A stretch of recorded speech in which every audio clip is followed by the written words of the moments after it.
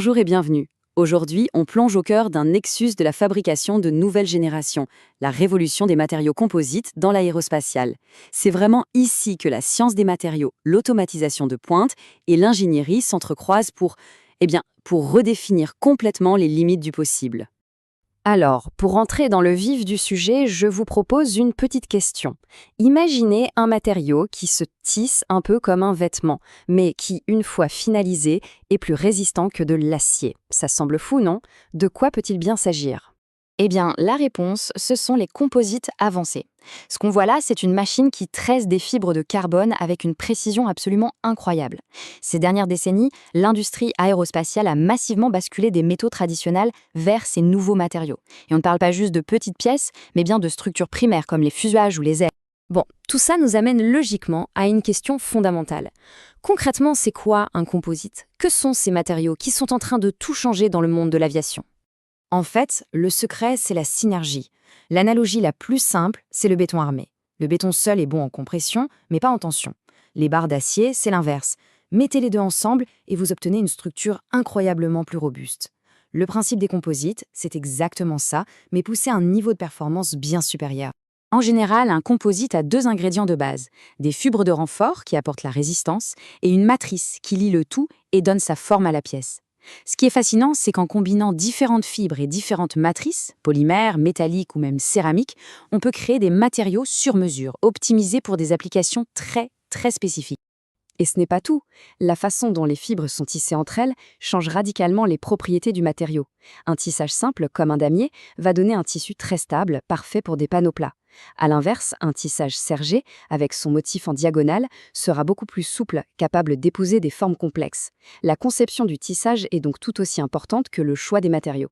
D'accord, on a vu le quoi. Maintenant, passons à la question essentielle, le pourquoi. Quelle est la raison profonde qui pousse toute l'industrie de l'aviation à adopter massivement ces composites? Pour se rendre compte de l'ampleur du phénomène, rien de tel que les chiffres. En 2015, le marché mondial représentait déjà 11,5 milliards de dollars. C'est un bon début.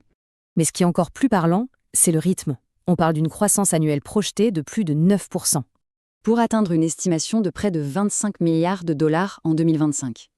Cette croissance est juste fulgurante et elle montre bien à quel point ces matériaux sont devenus absolument centraux pour l'industrie. Et voilà un exemple qui explique tout. 680 kilos en moins sur un seul avion, c'est colossal. Ça veut dire moins de carburant consommé, plus de charge utile possible, bref, une meilleure efficacité. Et dans l'aviation, l'efficacité, c'est le nerf de la guerre. Très bien, mais alors comment passe-t-on de simples fibres et d'une résine liquide à ces pièces de haute technologie? Le secret, il réside dans un procédé de fabrication bien particulier. Le mot-clé à retenir ici, c'est pré-imprégné. C'est un matériau semi-fini où le tissu de fibre est déjà parfaitement imprégné de résine. Pourquoi c'est important? Parce que ça garantit une qualité et une homogénéité exceptionnelles dans la pièce finale. Et quand on parle de sécurité aérienne, cette constance est absolument non négociable. En général, le processus se fait en deux grandes étapes. D'abord, on prépare un film de résine d'une épaisseur ultra précise. Ensuite, on vient laminer ce film sur le tissu de fibre de carbone en appliquant de la chaleur et de la pression pour que l'imprégnation soit parfaite. Voilà la première étape en action. Une machine dépose une couche de résine parfaitement uniforme sur un papier support. C'est un peu comme étaler du beurre sur une tartine, mais avec une précision au micron près. En parallèle, on prépare les fibres de renfort. Ici, ce sont des milliers de mèches de carbone qui sont alignées de façon méticuleuse. L'orientation de chaque fibre est cruciale, car c'est elle qui va définir les axes de résistance de la future pièce.